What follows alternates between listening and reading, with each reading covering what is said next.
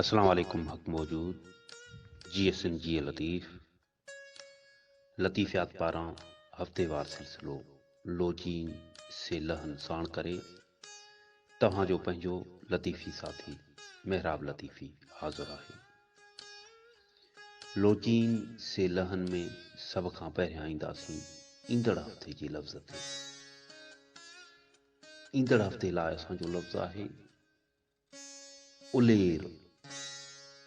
अलफ पेशो ओ, लामिए ले, रे पेशो रो, उलेर।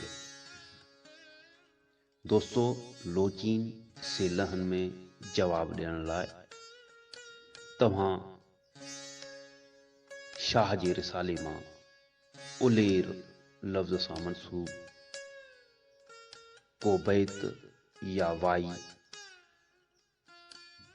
लिखी करे उन सां गॾु उलेर लफ़्ज़ जी माना बि ज़रूरु लिखंदा। वधीक तव्हां पंहिंजे मर्ज़ी सां सॼे बैत या वाई जी सिटवार सम्झाणी या मुकमिल तशरीह बि लिखी सघो था। तव्हां पंहिंजा जवाब टेक्स्ट मैसेजिस जे वसीले, मैसेंजर मैसेजिस जे ज़रिए, व्हाट्सएप मैसेजिस जे ज़रिए या व्हाट्सएप वॉइस मैसेजिस ऐं कॉल जे ज़रिए बि तव्हां पंहिंजा जवाब ॾेई सघो था। तव्हांजा ॾिनल जवाब अॻे हफ़्ते लोचीन से लहन जे सिलसिले में शामिल कया वेंदा।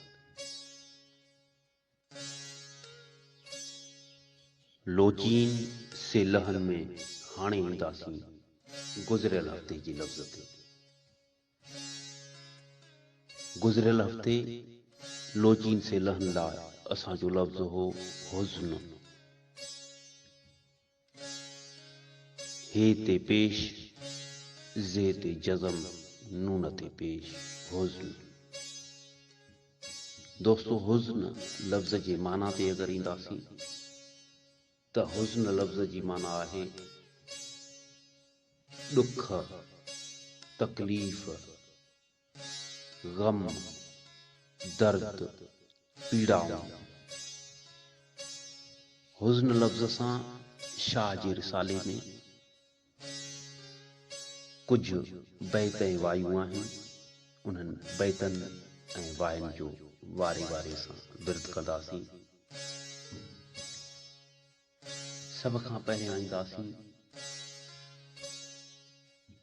सुर पिरभाती जे वाईअ ते। वॾा ॾाण ॾिनाई खयाई रह तुरे ज़ालम। ॾातियूं ॾेई ॾॾनि खे संदियूं सोन सराहन। अंधा मंडा आया सखा सॾु विधाई। कीन मंझां कीन करे सोन साराही साईं। व तुइज़्ज़ु मन तशा व तुज़िल्लु मन तशा, आहे सभु उताई। नवाज़ियाई लुत्फ़ मंझां कीन काई। हिरफत हरीफन जे भेरे सभु भगाई। हासिद सभ हुज़्न में मुदई पाण मुठाई। इहा त हुई सुर प्रभाती जी वाई। हाणे ईंदासीं सुर माज़ूरी जे वाई तरफ़। शाह साईं फरमाए थो त खूबी मंझ खिफ़त इहो दोस्त दिक़त, आहे अब्दुल लतीफ़ खे। मदह मूंखां न थिए संदी सूर सिफ़त, आहे अब्दुल लतीफ़ खे।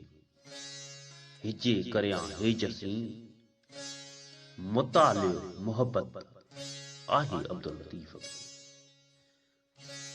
हुज़्न हो त पुन्हो जो रुॻियाई राहत, आहे अब्दुल लतीफ़ खे। पिरियां जे पिस्तान जो फाकोई फरहत, आहे अब्दुल लतीफ़ खे।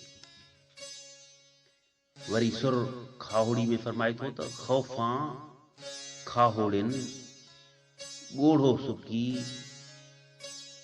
ख़ौफ़ां खाहोड़िन ॻोढ़ो सुकी न गलतां हुज़्न ॾींहुं हशर जो तोड़ां लथो न तन क्याऊं की कन आज को ख़राज